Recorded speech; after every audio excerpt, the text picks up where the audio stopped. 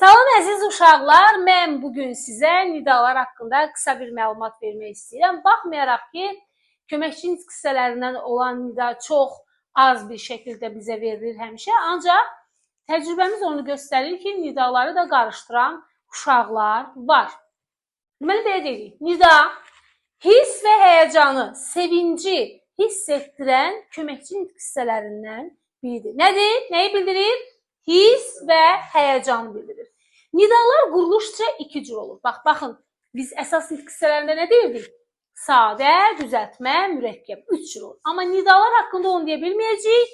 Çünki düzəltmə nidamız yoxdur. Quruluşca nidalar iki cür olur. Sadə və mürəkkəb. Və nidaların da ədaflar kimi, qoşmalar kimi, başqa köməkçi nitq hissələri kimi məna növləri var. Qorxu bildirənlər, kədər bildirənlər, şadlıq bildirənlər, çağırış bildirənlər, sonra nifrət bildirənlər, istehza bildirənlər, bunlar məna qruplarına görə ayrılırlar. Amma bir şeyi unutmaq lazım deyil ki, mən həmişə uşaqlara deyirəm ki, uşaqlar, nidaları bunları bu şəkildə bilməliyik. Ancaq nidalar o köməkçi nitq hissələridir ki, biz nidanın hansı məna növünə aid olduğunu adətən cümlənin içində daha çox bəlli edə bilirik. Çünki nidalardan bəziləri var ki, o eyni zamanda həm şadlıq, həm qorxu, həm başqa məna növlərini bildirə bilər də. Mən bayaqların bunları yazanda hətta gördünüz uşaqlar deyirlər ki, müəllimə, axı orada da var, burada da var. Nəyi deyirdiniz? Hansıydı? Vay idi da deyəsən, eləmi? Aha, dediniz ki, müəllimə, iki yerdə yazmışsınız. Hansıydı? Hə?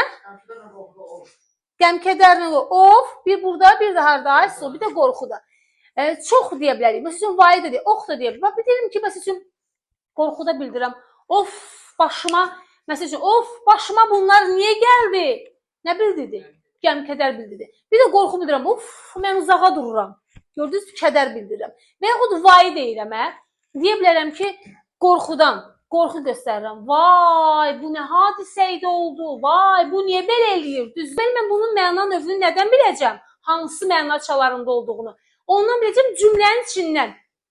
Deməli, qorxu bildirənlər vay, ox, of, ax, oy, uy, ah, şadlıq bildirənlər urra, bəhbəh, oho, oxay, aycan, paho, çağırış bildirənlər hey, ey, ah, qəm, kədər bildirənlər ah, of, uf, nifrət, istehza bildirənlər tfu, xaxa, nə bilim, xux, bah və s. Düzdür, bunları bilməyimiz şərtdir. Amma dediyim kimi, məna növünü daha yaxşı bəlli eləmək üçün biz onu cümlənin içində daha çox biləcəyik. Bir də digər köməkçi nitq hissələri kimi uşaqlar, nidaların da amonimliyi var. Yəni necə? Bir əsas nitq hissəsi kimi, bir nida kimi. Məsəl üçün, mən bayaqlarım elə vay deyir sizə. Deyirəm ki, vay, başıma nə gəldi? Düzdür, burada oldu nida. Bir də var, deyə bilərəm ki, qonşuda vay düşübdür, yas mənasında. Ay, məsələn, ay oğlum, ay uşaq, düzdür, çağırış nidası kimi. Bir də deyə bilərəm ki, bugün ayın 9-udur, düzdür, bildiyim, yaxud ay göründü, bildiyimiz ay kimi. Ay müəllimə, mən bunu necə fərqləndirəcəm, mən bunu nə biləcəm? Necə biləcəksən? Əsas nitq hissəsi kimi işlənəndə suala cavab verir. Amma köməkçi nitq hissəsi kimi işlənəndə isə suala cavab vermir. Eyni zamanda oxu da işlədə bilərəm. Ox, ayağım ağrıyır. Burada olacaq hiss bildirir, nida. Bir də var, deyə bilərəm ki, məsəl üçün tutalım, Musa yaxşı ox atır. Düzdür? Nə? Ox. Düzdür? İsim kimi. Yəni, ona görə bunları ahı da deyə bilərəm. Bir ah çəkdim, nə bilim, dağlar yandı. Düzdür? Ah, nə ah? Bir də var, deyirəm, ah, başım partlayır.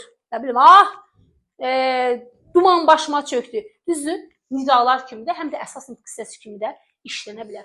Nidalarda bir də bir şey biləcəyik uşaqlar, durğu işarəsi kimi. Nida əgər cümlənin əvvəlində gəlirsə, özündən sonra vergül qoyulur. Əgər cümlənin ortasında gəlirsə, hər iki tərəfindən vergül qoyulur. Ancaq cümlənin sonunda gələrsə, özündən əvvəl vergül qoyulur. Bir də, əgər nə vaxtsa düşsə soruşsa, hətta bir hərfdən ibarət olan belə nidalarımız var. Cümlədə işlərində bəzən ayrı da yazıla bilir, bəzən bir yerdə də yazıla bilir. Sözə bitişik şəkildə də yazıla bilir. Elə başa düşürəm ki, elə düşünürəm ki, nidalar haqqında belə deyək də, bilmədiklərinizi öyrəndiniz və baxmayaraq ki, bizim köməkçi hissələrindən testlər düşəndə qəbula falan o qədər də nidalar düşmür deyirik, amma yəni heç nədən sığortalanmamışıq. Ola bilər ki, sabahların biz imtahanda nida ilə sualla rastlaşa bilərik. Nidalarla da işlənə bilir, yaxşı yadıma düşdü. Xitab nidalarla işlənəndə ondan sonra vergül qoyulacaq. Bir yerdə xitabdan sonra da vergül qoyula bilər, ayrı şəkildə də qoyula bilər. Güman eləyirəm ki, bildiyim bütün məlumatları çatdıra bildim. Siz də qulaq asdınız, sizə də bir şey öyrədə bildimsə, nə xoş mənə. Diqqətiniz üçün təşəkkür edirəm.